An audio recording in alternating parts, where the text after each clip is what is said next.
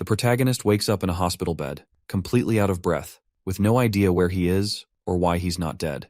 He pulls the sheets off his legs, only to realize that his legs are still missing. Confused and disoriented, he has no clue what's going on or even what time it is. Right at that moment, a high school girl walks into the room, her eyes filling with tears as she rushes to hug him, calling him brother. She swears to him that she'll find the driver who crippled him and will bring him to justice. As he hugs her back, trying to reassure her, he realizes that he has regressed back in time. Apparently, our main character, Shen Qing, has gone back in time by a year. It was the time when a car accident literally sent him flying, and he ended up losing his legs. Shen was the youngest billionaire in the country, the chairman of Rising Sun International Group.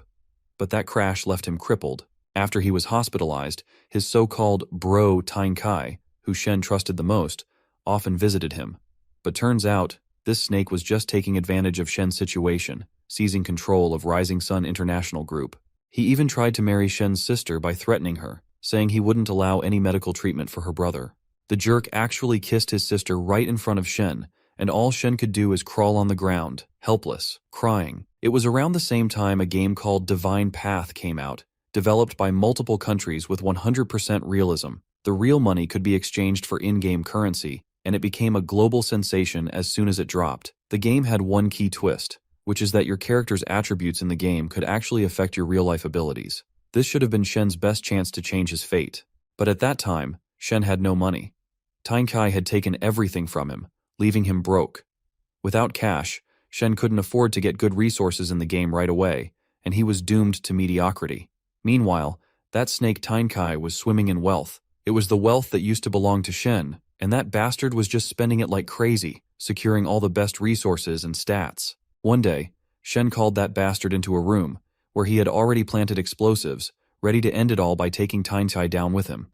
As soon as Shen pulled the trigger, the place blew up, completely obliterating him.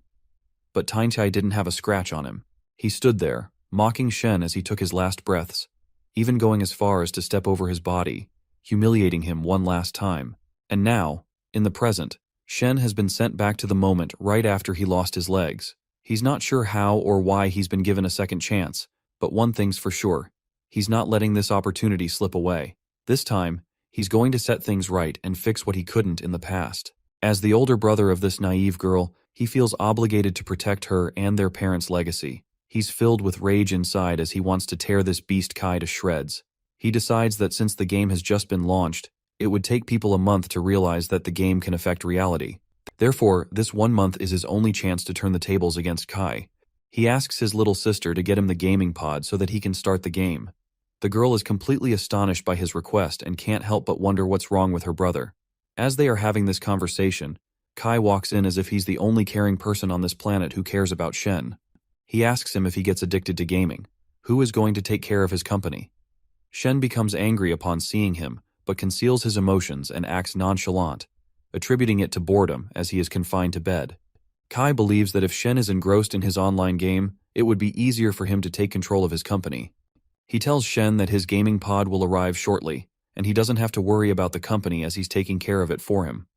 Shen sees him reaching for his sister and quickly stops him by saying that his little sister, Xiao Tong, will stay with him tonight as he wants to spend some time together. Kai feels somewhat defeated, but departs, unable to do anything. He exits the room and looks at Shen through the window, wondering how this guy could survive. He curses his hitman for not killing this pest and decides to hire an oil tanker to kill him next time. Meanwhile, in the hospital room, Shen asks Tong, his sister, to do him a favor and transfer all his money into the game and sell all the company's stocks. Tong is shocked by this demand of her brother and wonders if he's sick. He reassures her by saying he is not ill and is just taking a big risk. After 3 hours, his incredibly expensive gaming pod has arrived with a price tag of 500 million. He gets inside it and the game begins. The first thing that he feels after entering the game is how amazing it feels to move his legs freely. As he remembers from before the game begins with the choices of a warrior, mage, ranger, assassin, priest, knight, and summoner. He chooses the class, ranger, that he's familiar with from before. As his avatar changes, he feels super powerful and gets a special reward for being a premium user. Elf Bloodline with Epic Effect gets activated. He also gets a skill book reward with weakness detection. He feels ecstatic upon knowing this as he has mastered this skill in his previous life.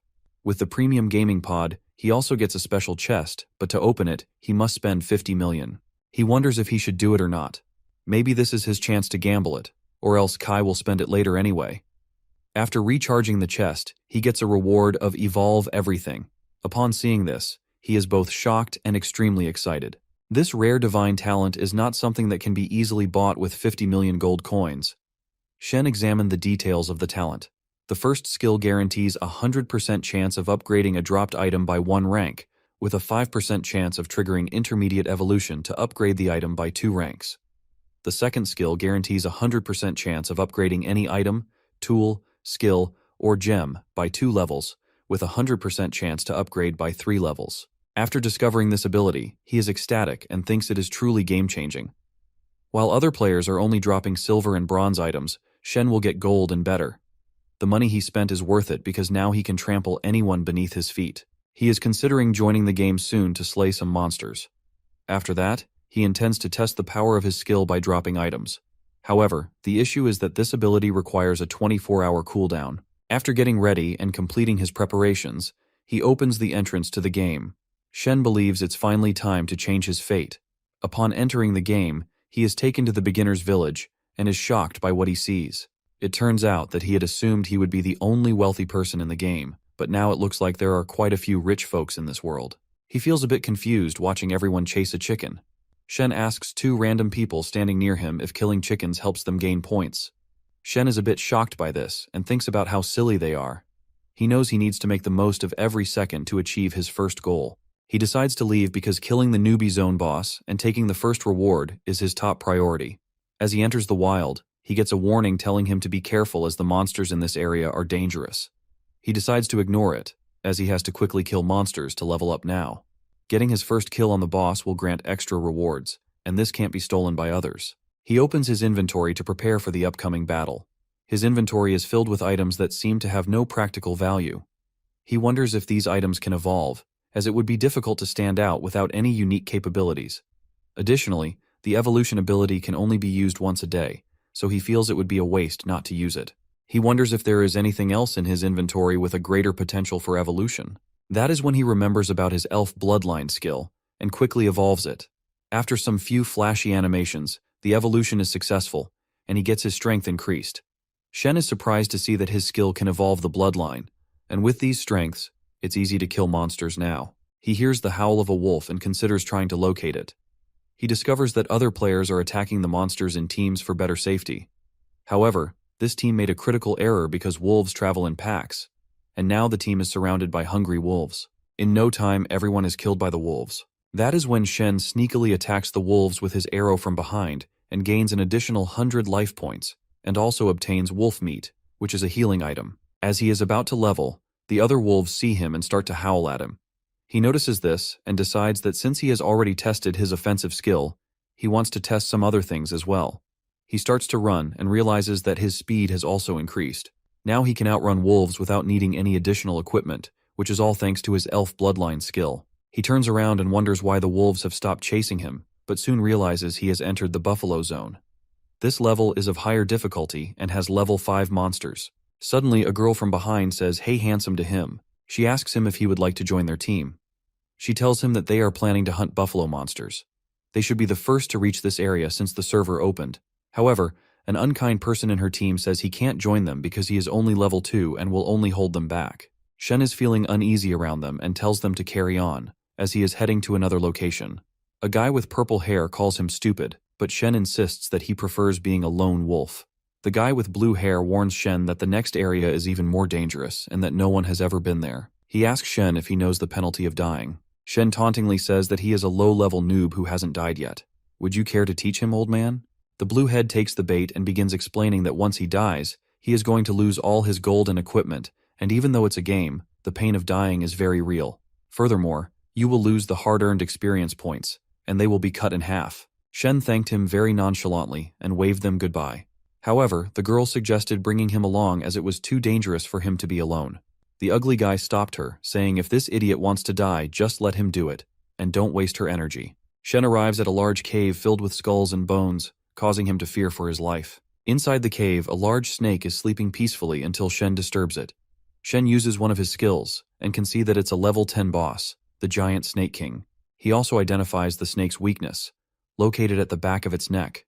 Initially at level 2, he receives 1000 HP from the Elf King's blood, increasing his health bar beyond that of the boss. Fearlessly, he loads his bow with an arrow and aims at the snake, but the snake is moving really fast, which is going to make it difficult to hit the boss. He strikes the snake but realizes the attack power is quite low. Fortunately, his speed is fast enough. For a slow-moving monster like this snake, he can simply kite it to death. He tries to shoot the snake at the back, and the monster defends its weakness. Shen then gains an attack and speed boost from the king's blood skill, and finally manages to strike the snake's weak spot. And in response, the snake releases a cloud of poisonous smoke as its trump card. The poison is decreasing his HP. He feels lost and doesn't know what to do now because, at this rate, he has to restart in less than 2.5 minutes. The snake keeps climbing up, increasing the distance between him and Shen.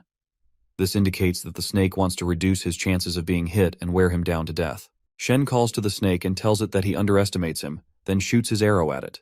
The arrow hits the snake, dealing 150 in damage. Now the monster is sweating and can't withstand many more hits. Now it's time for a critical hit. If he hits the weak spot, it means double damage. Shen thinks 2 minutes is enough to finish him off. After getting the critical hit, the snake only attacked him with its tail to avoid getting hit in its weak spot. But this can't stop Shen from attacking the snake. He keeps striking his opponent, and the next critical hit lands on the snake's belly, which deals even more damage. Perhaps it's because the opponent's belly is more vulnerable, although its neck, a weak spot, is protected by scales. He believes that this will help him defeat the snake more quickly. As he is about to attack, the snake begins to laugh and strikes back, creating a wall of rocks in front of him. After trapping Shen, the snake starts to spew poison again. Shen's current HP is 600, and it's decreasing by 20 HP per second. He's unable to move up, and even if his HP is doubled, he might not survive this poison. He suddenly remembers the wolf meat he obtained after killing the wolf. He eats it, and his health begins to restore at a rate of 20 HP per second. While this meat doesn't cure poisoning, it counteracts the HP reduction effect. The next outcome will be determined within the next 20 seconds. Shen's power increases, and he decides to attack the snake in its eye. After hitting the snake in the eye, it falls to the ground, allowing him to strike its neck. After getting hit in the neck, the snake screams at Shen with fire in his eyes. Shen loads up the next arrow, shoots it onto the existing arrow, and splits the arrow in two. After defeating the monster, Shen's HP drops to 0. When the monster dies, Shen receives a victory award, and his poisonous status is removed. He also gets a notification congratulating him for being the first to kill the boss, and achieving the server's first kill, earning a place on the glory board. His accomplishment will be announced across the server 3 times. Shen is asked if he wants to hide his ID, but he chooses to show it off as he has been hiding for long enough. He then accepts this, and his achievement is announced to the whole game world. He uses an alternative name, Chaoju Wange. As everyone becomes notified about the death of the boss, they grow angry, wondering who at level 3 could have soloed the boss. We also see that same trio from before, and they have just defeated a low-level mob, but they think that the monster they just defeated is the real boss monster. The fatty asks his blue-head friend what kind of rewards they are going to get for defeating this monster, to which his blue-head friend excitedly says that it must be high-level equipment. They are getting crazy over the fact that they will get praised by their leader for their efforts.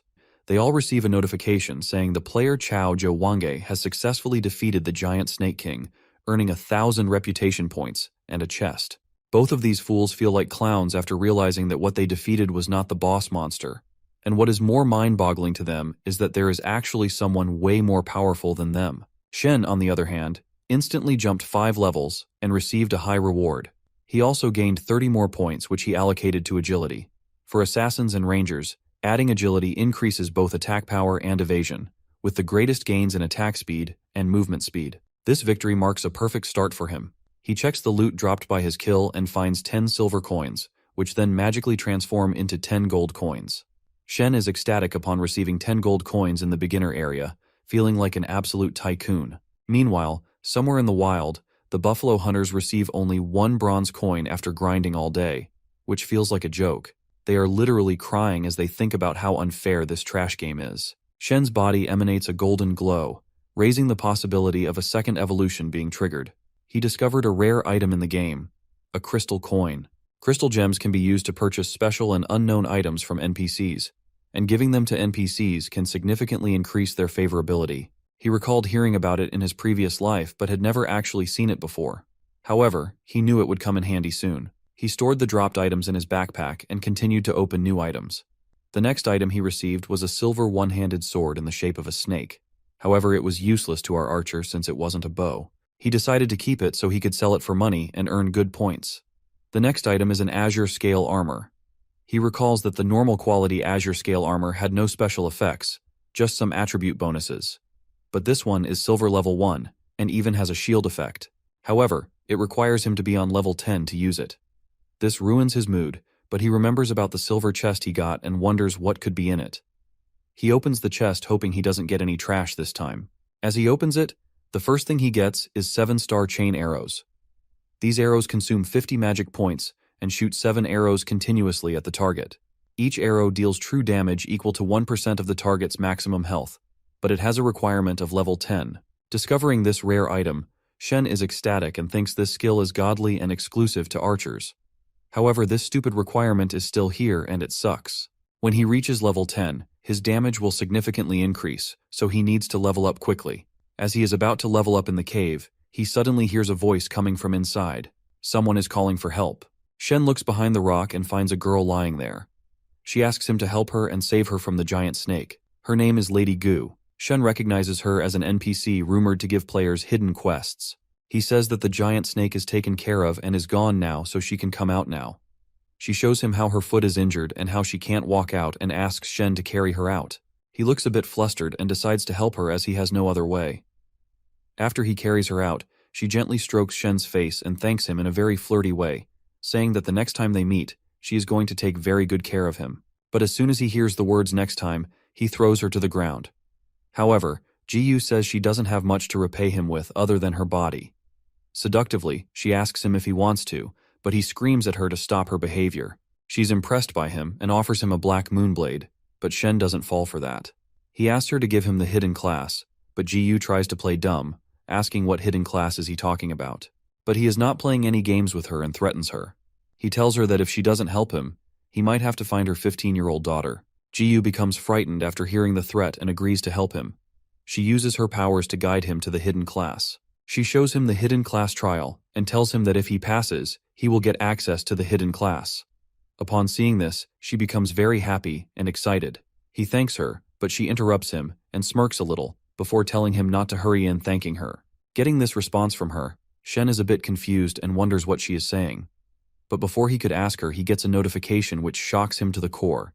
He gets a shadow hunter trail with a difficult level where failure means permanent disqualification. Shen is scared of the hard level because he only has one chance.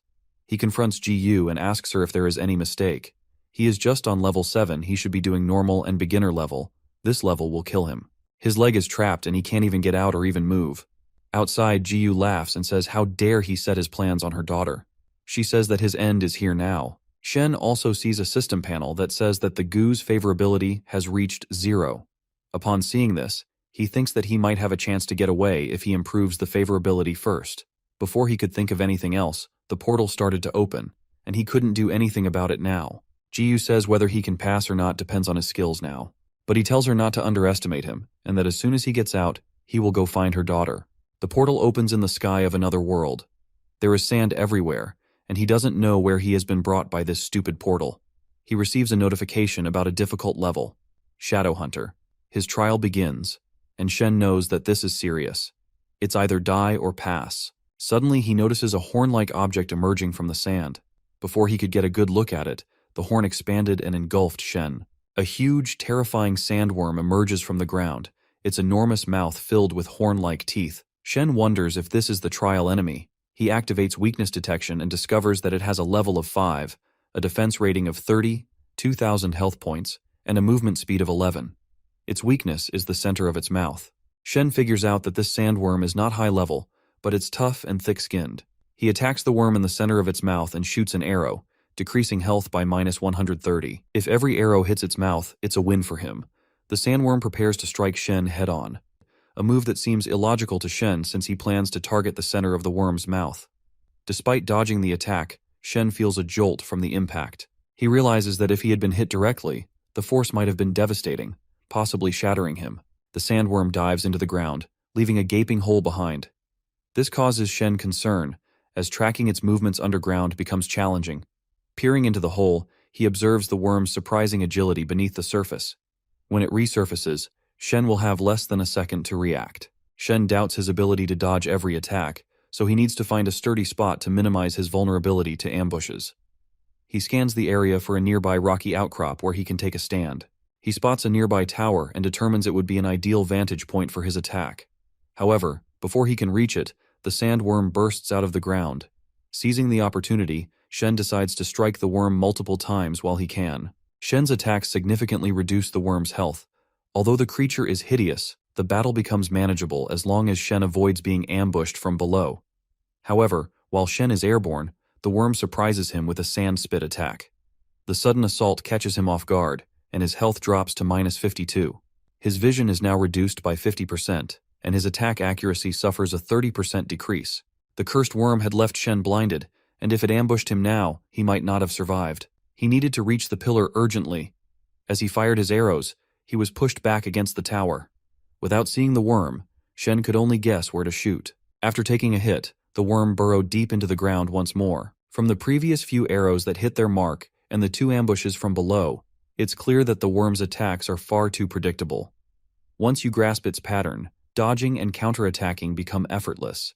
As the blinding effect wears off, Shen's vision clears, making this the perfect moment to strike back. He taunts the worm, drawing it to the surface. The creature erupts from the ground with a sudden burst of power, unleashing its sand spit attack.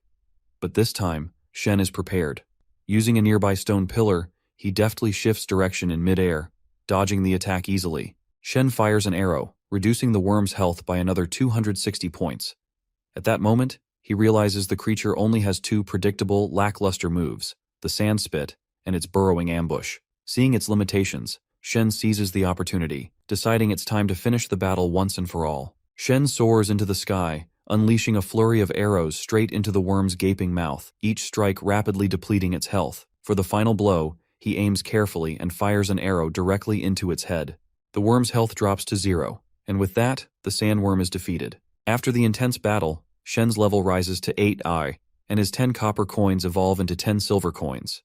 He also earns new loot, including a pair of bronze-quality sand boots. These boots, while unable to be upgraded, offer special movement benefits in sandy terrains. However, Shen is unimpressed with the loot. For a worm of that size, all he got were these worthless boots. He couldn't help but feel disappointed. Such a huge battle, and all he received was this junk. Frustrated, Shen mutters to the fallen worm. If it weren't for the decent XP, he'd have stomped on it a few more times. Just as he's about to turn away, the words etched into the stone pillar nearby suddenly begin to glow, catching his attention. Shen stares at the glowing words, puzzled.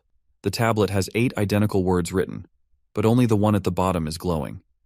He wonders why this single word has come to life while the others remain dull. As Shen pieces things together, he notices more worms approaching. He wonders if wiping them all out is the key to clearing this level. Quickly, he scales the pillar, realizing it's the perfect vantage point. A smirk crosses his face as he thinks about how ideal this spot is for leveling up. Staying on the ground is no longer an option. Every step could summon 7 massive worms from all directions. No matter how quick Shen is, facing that many at once would be impossible to handle. These worms have been attacking based on vibrations from the ground. If Shen fires an arrow into the earth, it could trigger a wave of them at once, overwhelming him and possibly even destroying his only safe spot. He needs to lure them out strategically and take them down one by one. Shen opens his inventory and decides to use his silver coins, knowing they'll create a stronger impact than the lighter copper ones. He tosses the coins onto the ground, sending vibrations that alert the worms below. As soon as they surface, he aims and shoots them down from his tower. However, the attack barely affects the worm's health since he missed hitting it square in the face. He realizes the angle from the tower makes it tough to land a direct hit, but it doesn't bother him. With plenty more coins at his disposal, he's confident he can keep luring them into his trap. Shen spends hours tossing coins to trigger vibrations, hunting down the worms from his tower. After nearly 4 hours, he finally wipes them all out. His level rises to 10, with 15 unassigned attribute points. He earns a total of 80 silver coins, while his mana increases by 30 points and his health by 330 points. He realizes he's hit level 10 without even noticing. These massive worms gave a ton of XP, and now he has 15 unassigned attribute points. As he opens his stats, He starts to wonder why his loot has been so terrible. Then it hits him. Maybe it's because his luck stat is sitting at 0 in this game. He allocates all his 15 attribute points to luck, boosting it to 15. This increases his hit rate to 81 and his evasion to 16. His passive evolution activates, bringing him great satisfaction as it proves to be extremely useful. He tests this new power on the dead worm lying on the ground and reflects on his past life. He recalls how he couldn't afford upgrades and had to focus his limited attribute points solely on attack and health, neglecting other important areas. Suddenly, a purple light emanates from the worm, signaling a legendary item drop. Shen eagerly inspects the loot and discovers he's received a legendary skill, Sand Escape. Seeing the drop, his frustration boils over. The legendary skill, Sand Escape, seems unimpressive to him. While it might have some use for survival or surprise attacks, he can't help but feel a bit down. He spends 10 silver coins to learn the Sand Escape skill. He then decides to acquire the previous skill from the silver chest, investing another 20 silver coins in it. Finally, he equips the blue armor he obtained earlier, which provides a good boost to his defense. He realizes he must be the highest level player on the server now. Suddenly, all the words on the tower light up, and the remaining monsters are dead on the ground. As he considers his next move, he feels a massive earthquake. The gates of the tower swing open, and a strong blue beam of light comes out from within. He decides to venture inside, thinking that the real reward might be waiting for him there. It's the perfect moment to test out his new skills and equipment. Just as he prepares to enter, he hears Tong calling his name, announcing that she's made porridge for him. Shen asks Tong if she climbed up to the game pod and urges her to come down before she injures herself. At the same time, he receives a game alert asking if he wants to exit the game. He declines, knowing that leaving before completing the level will permanently prevent him from unlocking the hidden class. He tells Tong to hold on and explains that he's in the middle of a game and doesn't have time right now. Tong responds that he's been playing for the past 8 hours and is still recovering. She warns him that if he keeps this up, she'll be very upset with him. He rudely tells Tong to behave and not to disturb him while he's gaming. Angered by his response, she slams the bowl of porridge onto the table next to the gaming pod and says that she doesn't care about him. As she storms out, Tong reflects on how things have come to this. She worries about how she can help her brother recover. In the game, he reassures her, telling his little sister to be patient and wait for him to become stronger. He strides into the tower and shouts, saying, "Shadow Hunter, he is coming for him." As he steps inside, he receives a notification warning that the area is extremely dangerous and that he should proceed with caution. Realizing this might be the true boss room, he braces himself for the challenge ahead. Suddenly, he is confronted by a massive monster with red legs and huge teeth. Stunned, he wonders what a crab is doing in the desert. The creature is identified as a gold-level boss named Sand King, with the following stats: Attack 200, Level 15, Defense 80, Health 6000, and a special ability called Sandstorm. He feels a bit of fear as he sees the Sand King's enormous health. It's overwhelming. He attempts to detect its weaknesses, but finds none. The creature doesn't have any weakness. Unable to detect any weaknesses, Shen assumes that due to the crab's massive size, it must be slow. But before he can act, the Sand King strikes, sending him flying backward. He quickly realizes the crab's attacks generate shockwaves that give serious damage. Thankfully, Shen's armor provides a 300-point shield, absorbing most of the impact. Without it, his health would have taken a severe hit. He realizes just how powerful the Sand King truly is. No wonder it's a gold-level boss. Dodging its footstomps alone won't be enough to survive this battle. Shen strikes the Sand King from behind, but to his shock, his attack only reduces its health by a single point. He realizes that when the boss's defense exceeds his attack power, his damage is drastically reduced. Understanding that dodging by jumping won't work against the shockwaves, he decides he must rely on his speed advantage to evade its attacks or risk getting caught in the powerful blasts. Unable to find a way to dodge the powerful shockwaves, Shen quickly scales the crab's leg in an attempt to hide.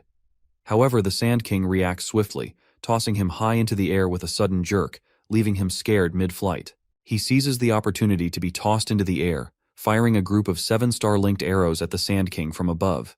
Each hit drastically reduces the crab's health. The 7-star arrows have a unique advantage. The higher the enemy's health, the more damage, making every shot even more lethal. The Sand King charges at full speed in retaliation, shattering his shield and dropping his health by 100 points. Despite the damage, Shen quickly hops above the crab's giant head and tries to fire his 7-star arrows. But to his dismay, he fails to shoot his 7-star arrow because he is almost out of mana with only 32 points left behind out of 82.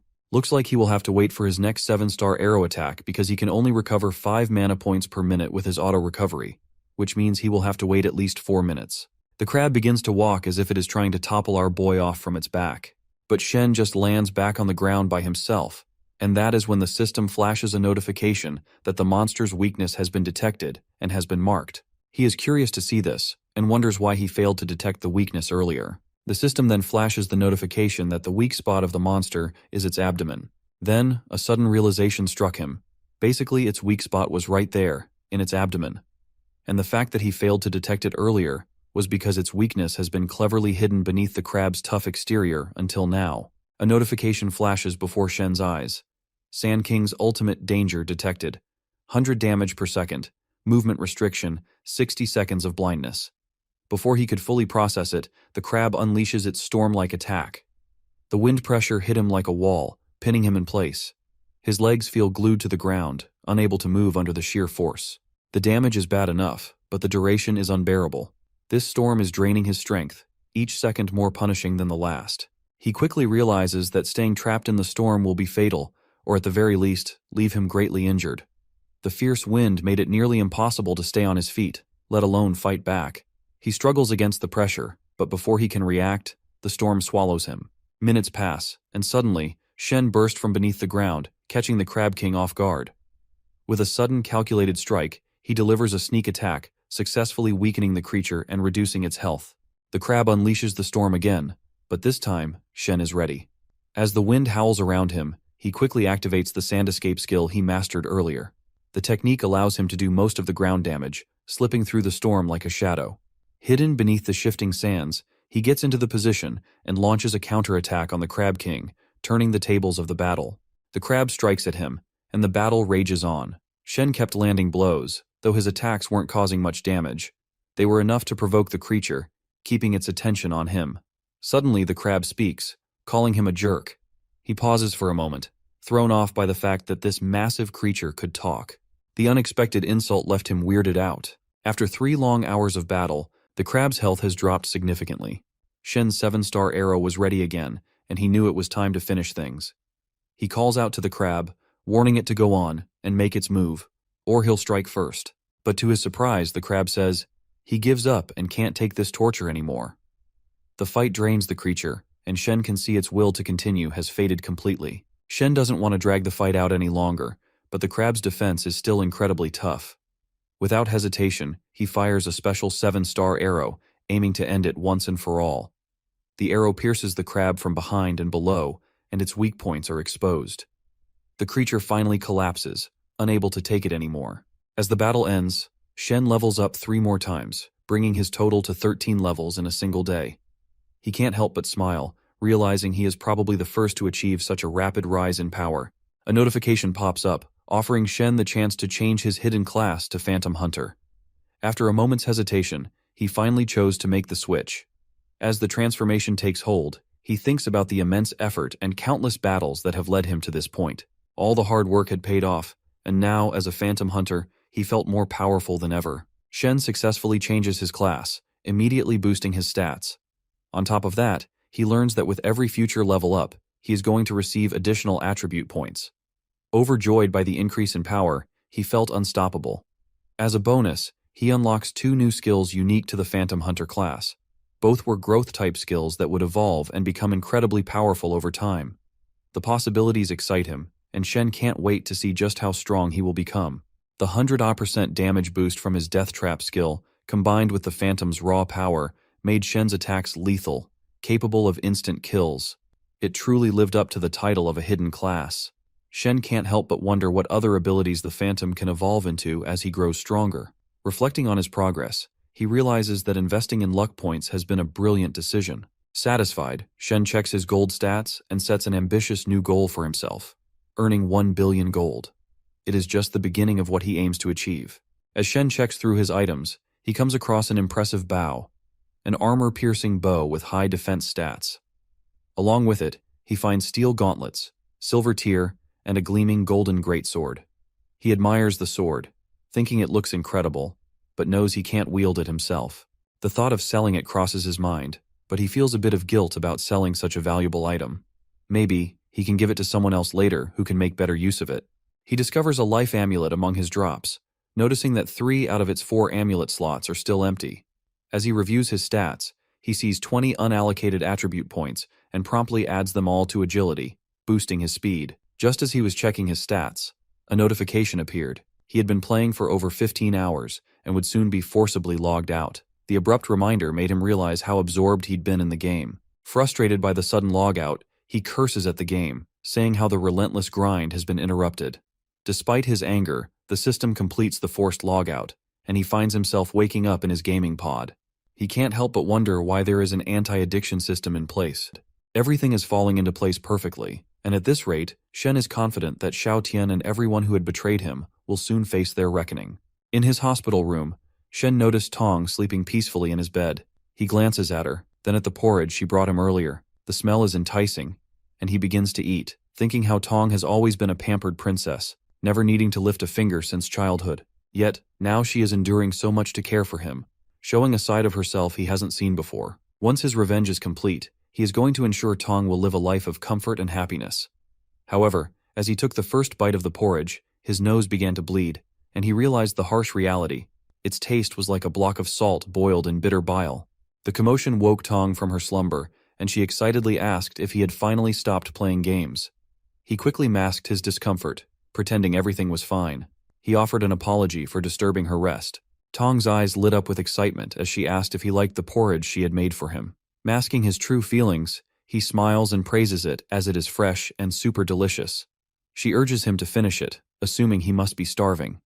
Struggling to hide his discomfort, Shen forces himself to eat every last bit, all the while throwing up on the inside. The next morning, he wakes up to find a nurse standing by his bedside. She has a striking presence, and with a concerned look, she informs him that he had experienced vomiting and diarrhea the previous day, which had worried her. Despite the situation, she couldn't help but notice Shen's handsome features and the aura of wealth about him. In her mind, she saw an opportunity.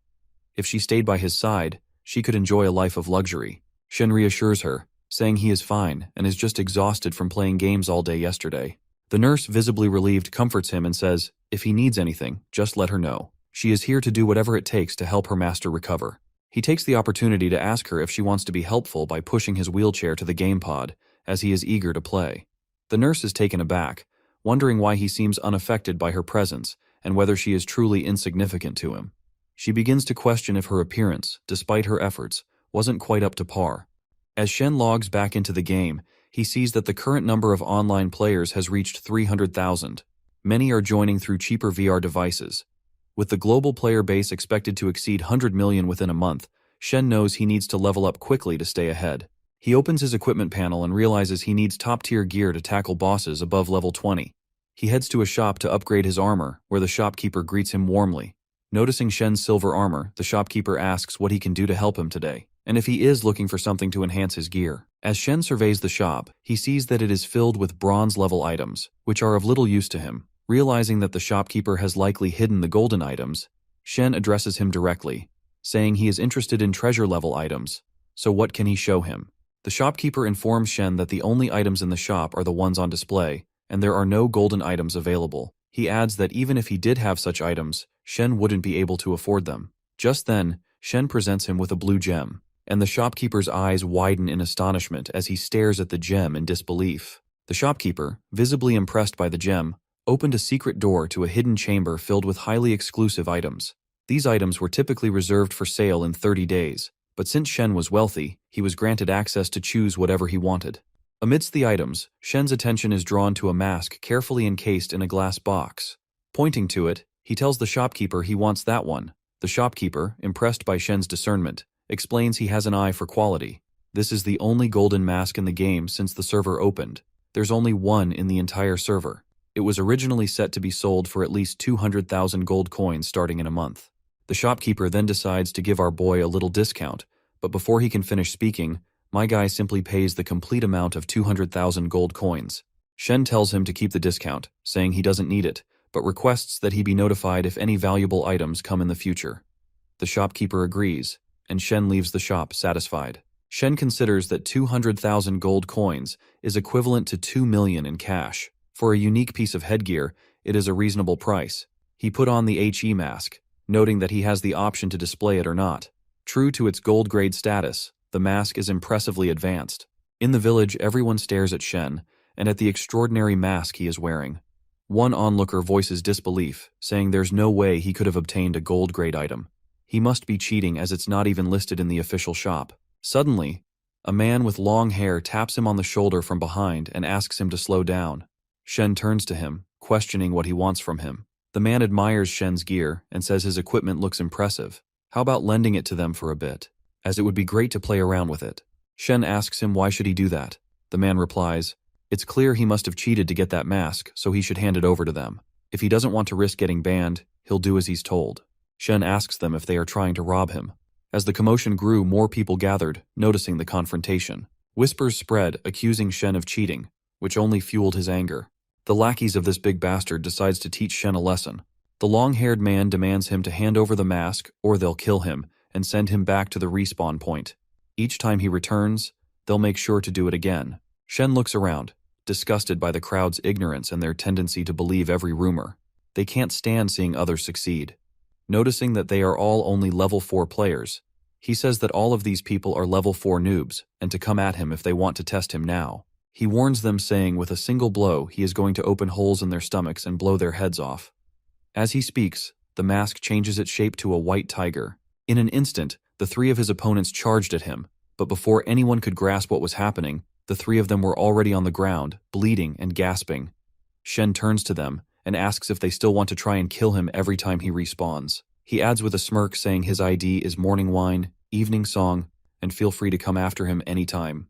The crowd murmurs as one person recalls Shen's ID. He quickly instructs his partner to check the leaderboard, and to their astonishment, Shen is at the top rank. This revelation leaves everyone in stunned silence. After beating the hell out of those cocky punks, my guy strides out of the place, leaving the crowd in awe as they finally realize he's the top player in the game right now.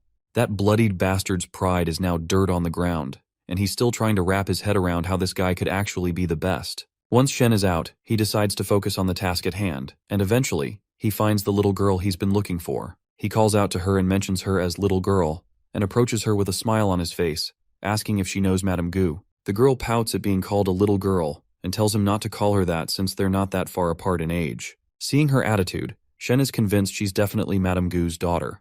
Just to be sure, he asks her if her name is Gu Linger, and if she's Gu's daughter. Of course, she is indeed Gu's daughter, but she's curious about how he knows her name. Then, my guy leans in and reminds her of the promise her mother made to marry her off to him in 5 years. The news comes as a total shock to the girl, and she bolts off like a kid, rushing to her mother to ask why in the world she'd marry her off. Hearing her daughter's calls, Madame Gu steps out of her humble abode and asks what's going on. The girl immediately hugs her mom, asking if she really promised her hand in marriage to someone. Of course, her mother has no idea what she's talking about. Right at that moment, Shen appears from behind, and when Madame Gu spots him, she's not only bewildered but also a bit annoyed that he actually managed to pass the difficult trial. My guy smirks, confirming he's made it this far, and also kept his word by finding her daughter. With a sigh, Madame Gu reluctantly asks him what wish he wants fulfilled, making it clear that if he asks for anything sketchy, she'll take off without a second thought. Shen is taken aback by her reaction, but then he remembers NPCs can be easily threatened, so he tries to keep it cool, telling her not to worry. He just wants a map for the intermediate dungeon. The lady shoots him a suspicious glare and tells him she doesn't have anything like that. Shen realizes he's not getting anywhere just by talking, so he decides to show her something to get her to cooperate. He balls up his fist, which instantly makes both mother and daughter a bit nervous. But contrary to what they might have expected, he's only holding out a stone. With a grin, he holds it out and tells them to take it as a token of gratitude for letting him take the hidden class trial earlier. Both ladies light up in excitement at the sight of the shiny stone, and their favorability toward him shoots up by 50 points. Madame Gu can hardly believe her eyes and, practically drooling, asks if she can actually keep it. The girl quickly snatches the stone out of her mother's hand and starts admiring it, thanking my guy for the gift. Madame Gu rushes over to take the stone back in order to return it to Shen, but the little girl digs in her heels, and it looks like she is willing to marry just to keep the shiny rock. Of course, marrying her was just a joke from Shen, and he never thought she'd take it seriously. But he plays along, saying he'll marry her if her mother can give him the intermediate map first. Surprisingly, Madame Gu agrees right away, explaining that according to the rules, the intermediate map can only be handed out 20 days after the server opens. However, since her daughter took a gem from him, she's willing to let him in on a secret that the system gave the village chief permission to hand out the map to players who like challenges. The little girl quickly chimes in with some juicy info, saying she knows where the village chief's house is and is ready to take him there. Later, we arrive at the village chief's house, where we spot a cat girl lounging around in her backyard, clearly just about to drift off for a nap. Suddenly, she notices something in the sky. Turns out it's Linger, who falls like a goddamn meteor straight onto the poor cat girl, leaving her coughing up blood and probably losing one of her 9 lives. After a few minutes, once everyone's settled into their seats, Shen gets right to the point, making it clear he needs the intermediate dungeon map to leave the beginner village. The cat girl laughs at his determination, telling him not to rush since he's only level 13. She advises him to come back when he's level 20. That's when Shen tosses one of those shiny gems her way. The cat girl laughs, amused by his attempt to bribe the village chief. But as it turns out, even a village chief can't resist a shiny stone. She takes it anyway, though she tries to keep a straight face, insisting that she's definitely not helping him because of the bribe. No, she claims she's an upright and honest character, but Shen knows too well that the gem has definitely sweetened the deal. While the cat girl slides the stone into her stash, Linger quickly reaches into her pocket, grabs the gem, and tosses it back to Shen, declaring that since the village chief is an honest and upright person, she shouldn't be taking that shiny goodness. Seeing Linger step up like that, Shen realizes she's not as clueless as she seems. Back to business, the cat girl reminds him that trying to leave the beginner village at level 13 is a bad idea, since even the bugs outside are at least level 20. Until he gains a decent amount of experience, she can't give him what he wants. But my guy pushes back, asking what if he proves his strength and worth. At this point, even the cat girl knows he's not going to back down without the map, so she agrees to his terms. She tells him she has a task for him, and if he completes it, she'll hand over the intermediate map. The cat girl stands at the edge of the mountain cliff, pointing out that every year, the village gets attacked by a pack of wolves. Occasionally, brave players come to help fend them off, but the problem is never fully solved. That's because there's a leader behind the pack, a fierce beast known as the White Wolf King. She gives him the challenge to take down the White Wolf King and bring back its pelt. Just then, a system window pops up with a quest called White Wolf King, promising the intermediate dungeon map as a reward, along with a Wolf Slayer title, White Wolf Pants, and 10 silver coins. With a confident smirk, my guy agrees to take on the challenge. He tells her to keep the map ready because he'll be back before she knows it. His future wife then starts protesting to tag along, but Shen tells her to go back to her mother. The girl stubbornly stands her ground, insisting she wants to protect the village and help defeat the White Wolf King. Shen complains to the village chief about keeping her under control, while Linger clings to his legs, refusing to budge. That's when the system throws a twist into his story, notifying him that he must protect Linger at all costs. This is the last thing he wanted to hear. Now that he's stuck with her, he has no choice but to tolerate this annoying girl. He grumbles for her to get off his back, but she starts crying, saying she won't let him go on an adventure alone. Eventually, he reluctantly agrees to let her tag along, which makes her light up with happiness. Once they venture into the thick of the woods, he checks his system and reveals to us that they have arrived at the place. Linger starts feeling scared, and her anxiety grows when they hear a painful scream echoing through the trees. While Shen is excited and immediately heads in the direction of the scream, Linger isn't so sure they should go that way. Later, Shen spots a group of adventurers near the wolves, and he approaches them, asking about the location of the wolves' lair. One guy wielding a giant sword steps forward, questioning why Shen wants to know. He claims that this area is their hunting ground, and nobody else is allowed to grind levels here. We then also notice that these guys are just a bunch of rookies, with most of them are just level 6 and 7. He gives them a curious look and asks what that's supposed to mean while the guy with the massive sword tries to flex his guild emblem, boasting that they're part of the biggest guild around, the Green Snake Gang. Although the guy says green, the emblem on his shoulder looks red to me. Anyhow, from the look on Shen's face, it's clear he couldn't care less about their guild status. The guy with the big sword keeps rambling about how the Buffalo area ahead is also claimed by his gang. He insists that if anyone wants to grind levels, they have to pay a fee. Otherwise, they should just head back to the beginner village to hunt chickens. Then, he spots Linger behind Shen and asks about her, but Shen makes it clear that it's none of their business. Shen pokes fun at their so-called efficient grinding methods, but the big sword guy turns the tables, mocking Shen instead for not realizing how potent and convenient wild wolves are. He argues that even though these creatures are low level, they're still safe to grind. Suddenly, little Linger notices something ominous approaching and quickly points it out. When Shen looks in that direction, he sees a dark, menacing wolf presence coming from the west. Shen does not waste any more time arguing with those rookies, and leaves them behind, making sure to put some distance between himself and the group before it's too late. He leaps off a nearby tree, and the goons shout after him, demanding he come back since he doesn't have a single penny to hunt in this area. Shen can't believe these guys aren't concerned about the ominous presence of the White Wolf King at all. It makes him wonder if they're completely oblivious to the danger. But it seems this arrogant party is about to learn a hard lesson in humility. The monster finally arrives, and in an instant, it chomps down on one of the adventurers, the bite so powerful that it devours her whole, leaving nothing but a pair of legs behind. The once arrogant fools are now nothing more than scaredy cats, running for their pathetic lives. But this giant beast isn't called the King of the Wolves for no reason.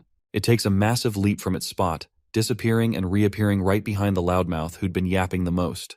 The monster is so fast that it feels like there are multiple copies chasing each of the goons. One of the adventurers finally meets an untimely demise with just a single swipe from the creature's claw. Meanwhile, Shen is just watching this chaos unfold from the sidelines. He takes a quick look at the monster's stats and finds out it's a level 20 beast, with its weak points being the abdomen and eyes. Interestingly, its special skills are still unknown to the system. Shen realizes that the monster's unknown skills likely come from its sudden appearances and disappearances, which can't be explained by its current speed stats. He decides to test the monster again by shooting an arrow at it, but little Linger quickly stops him. She warns that they shouldn't attract unwanted attention without being prepared. After swallowing the adventurers whole, the monster starts to make its exit, and Shen decides to follow it. But once again, Linger advises against it. She reminds him that the 5 adventurers earlier drew the Wolf King's aggro because they killed too many wolves. If he attracts its attention with his current combat ability, he'll be dead for sure. They need to be fully prepared before taking their next step. Shen decides to take Linger's advice, and seeing how much she cares about him, he figures raising her affection level isn't a bad idea.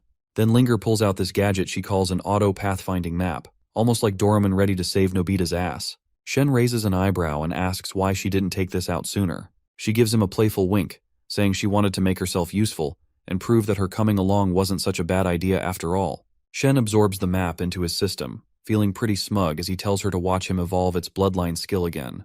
But his excitement doesn't last long. The system promptly informs him that he can't evolve yet. A bit embarrassed by his failed attempt, he decides to focus on evolving the pathfinding skill for now instead. Shen activates his phantom skill and suddenly, water starts to coalesce, transforming into a clone of himself. Linger exclaims in shock at the sight of a watery twin. Both Shens snicker as they feel proud of themselves. And then real Shen decides to test his clone's abilities by making it shoot the 7-star arrow. The clone promptly loads up a bunch of arrows into its bow, but Shen quickly stops it, telling it not to use it yet. He's just thrilled to see that his clone can replicate his skills, which is to be expected from the hidden class he's got, he figures. Then a thought strikes him hard that if this clone can use skills, maybe it can evolve too.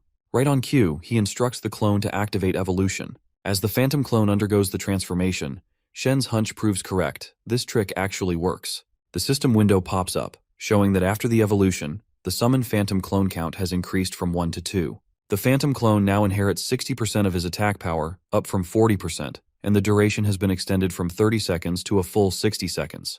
This skill feels like the ultimate cheat in gaming history. Even Linger, who is just a random NPC, is bewildered and wonders aloud if he's using some kind of hack. But Shen reminds her that this skill is way too broken and powerful to be even called a cheat. With more manpower under his belt, he asks her what the success rate is against the Wolf King. She quickly responds that it's risen by 20%. Shen chuckles as he retracts his clones, already thinking of ways to boost that number even higher. He then evolves his 7-star arrow skill, and the system promptly shows all the power boosts it gained. Contrary to his expectations, though, the skill didn't increase the arrow count to 8 from 7. It just powered up the existing attack even more. He summons both clones and tries to evolve his second one too, but the system gets in his way. Turns out evolution is still on cooldown. Shen wonders if maybe the phantom clones inherits the body's stats and skill cooldowns, and since he just used evolution on the main body, the clone's evolution must also be on hold. After some thought, he decides to make the most of his phantom upgrades before worrying about evolution cooldowns again. Setting it aside for now, Shen decides to move forward in order to form a different plan to boost his odds. Linger looks up at him, asking where they're headed next. Shen just tells her to follow his lead. The scene transitions to the river, where a giant crocodile is trying to gobble up some little fish. But just before it can catch its prey, Shen pierces the ugly beast right through the head. This hunt is not only going to fill their appetites but also restore stats and cooldowns. He summons his phantom to handle the butchering, and exactly 1 hour later, Linger enjoys a hearty, delicious meal that completely satisfies her hunger. This little treat even boosts her affection for Shen. He checks his inventory, which is now stocked with advanced carp meat that will passively support him by increasing his MP and other stats. Shen figures that combined with the phantoms, these recovery items should be enough to take on the Wolf King. He asks Linger what their current winning rate is. She thinks for a moment and replies that it's around 40%. Shen chuckles, feeling confident that this is enough to tackle the Wolf King. He decides it's time to get going. As they walk down their path, we notice a group of adventurers watching them closely. And it's clear these folks don't have the best intentions. Once our duo reach the wolf's lair, Shen summons his clones to set some traps before luring the Wolf King out.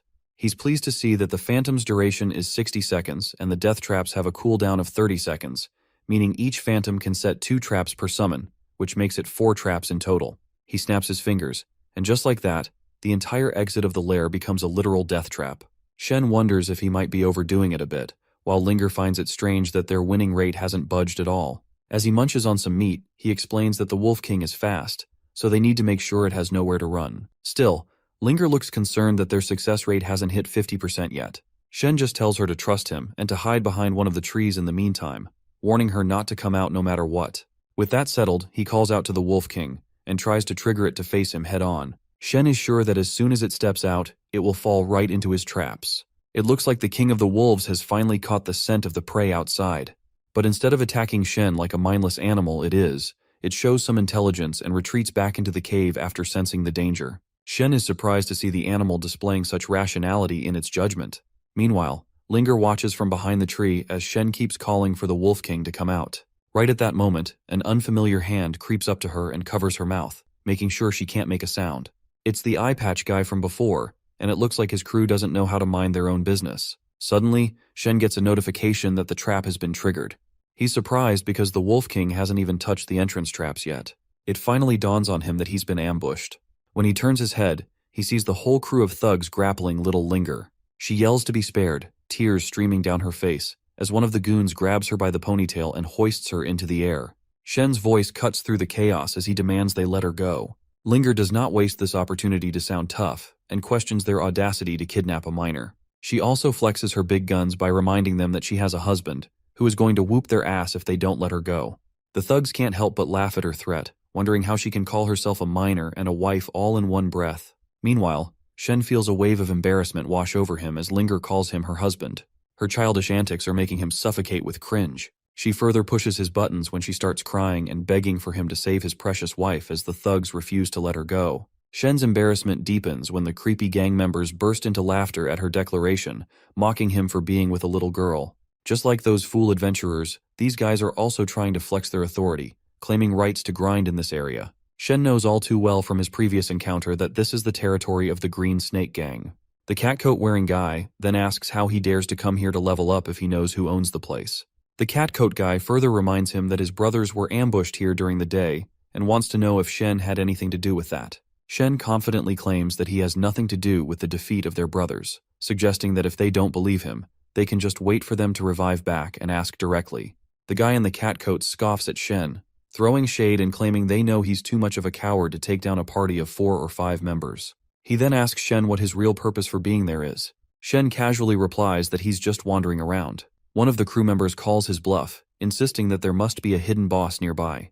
They make it clear that they don't know how Shen got his hands on that information, but all the monsters and rewards in this area belong to them. Shen can't help but think how full of themselves these fools are. He's sure that even if he gave them the chance to take down the Wolf King, they wouldn't stand a chance.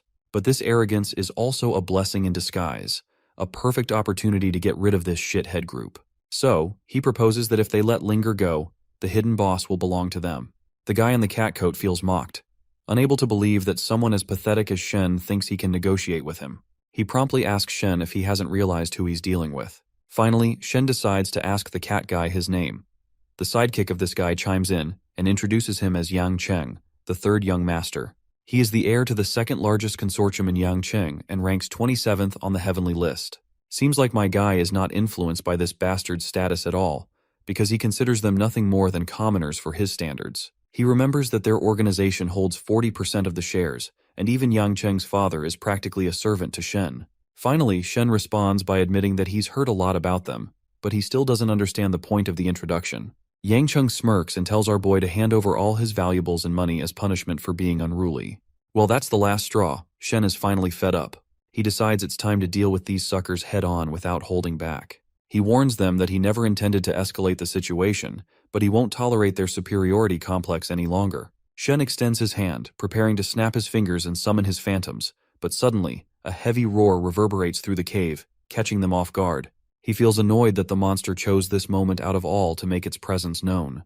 Yang Cheng and his party members smirk, confident in their bravado as they realize there really is a hidden boss in the cave. Yang Cheng rallies his crew, exclaiming that this is their moment to shine and prove what it means to be a member of the Green Snake Gang. He volunteers to lead everyone to the Heavens List, promising to show the world how invincible they truly are. Fueled by this motivational nonsense, the gang marches behind their leader, completely blinded by their excitement. In their eagerness to confront the Wolf King, they even toss Linger back to Shen, deciding to settle their business with him later. Shen thinks about how they're rushing into danger without a shred of preparation. Since they are not ready to listen to reason, he makes it clear that it won't be his fault if they fall into the traps he had set. As soon as they approach the tunnel entrance, the traps snap into action, grabbing them instantly. Now that the traps have been triggered, the Wolf King decides it's time to come out of hiding. The crew is totally bewildered by the monstrous creature in front of them. One of the crew members reports some grim news to the boss that the creature is a level 20 monster. Yang clenches his teeth in frustration and decides it's time to unleash his hidden warrior talent, the Berserker Giant, which he gained in the game. As he lets his power loose, his scrawny body rapidly bulks up, his muscles so massive they shred the shirt he's wearing. His face hardens, and his muscles also gain this rock-like hardness. The system notification pops up, showing off the Berserker Giant's stats, a skill so impressive it even catches Shen's attention. Little Linger asks if he's really going to let these guys steal his treasure and the mission he came here for. Shen just smiles coldly, saying there's no need to rush because he wants to watch these fools struggle. Meanwhile, the entire crew is hyped up to see their third young master, confident he can handle the danger in front of them. Even though the Wolf King is massive, Yang Cheng is confident his talent gives him an insane strength boost. Plus, with so many of them on his side and their healing abilities, he figures he'll be fine, unless the Wolf King manages to take him out in one blow. But he's pretty sure he's got this. Well, his worst nightmare hits him when the Wolf King just swings its claw and punches a hole right through his hardened body. Everyone's jaws drop. Even Shen is stunned to see the Wolf King's Steel Peak Claw ability instantly deal 800 damage with insane speed, a whopping 0.7 second attack that completely ignores defense. Luckily for Yang Cheng, he's still hanging on with 80 health left after that brutal hit. The Wolf King tosses him aside like a piece of trash, and he crashes hard to the ground. Seeing their boss take a hit and fall, the others finally make the smart choice and start running for their miserable lives. Yang Cheng can't help but feel annoyed watching these guys, who were so full of themselves just moments ago, turn into a bunch of cowards. He begins to step forward because it's time to take matters into his own hands from here on out. Meanwhile, the Wolf King lets out a massive roar, signaling his minions to hunt down those fleeing cowards. Yang Cheng's sidekick shouts to her teammates to fight the level 2 wolves and save their leader, but the others aren't exactly eager to throw away their lives like that. So, they keep running. One of the guys glances back and sees Shen striding forward instead of retreating. My guy acknowledges Wolf King for the clever tactic of using the others as bait to trigger the traps, but he makes it clear that the next opponent won't be as dumb as these guys. Meanwhile, we see that Yang Cheng is still hanging on, though he's wondering just how dumb someone has to be to actually approach the Wolf King instead of bolting. He has no idea what's going on in Shen's head, but he figures it's best to just play dead until the chaos blows over. As the king's minions charge at our guy, he calmly puts on his mask, making it clear that if they're wolves, then he's the tiger. He unleashes his powers, and just his presence alone sends those low-level wolves flying backward. The Wolf King watches its minions get tossed aside and becomes furious. Before it can react, a barrage of electric arrows comes whizzing toward it. The Wolf King ducks and dodges with lightning speed, and Shen, watching this, grits his teeth in frustration. At that speed, the king is moving way too fast for Shen's accuracy to keep up, which basically means that if he can't control his aim, he won't be able to land a single hit. The Wolf King once again unleashes its Steel Peak Claw, and it seems like Shen barely has time to react. He ends up taking the hit, leaving little Linger concerned.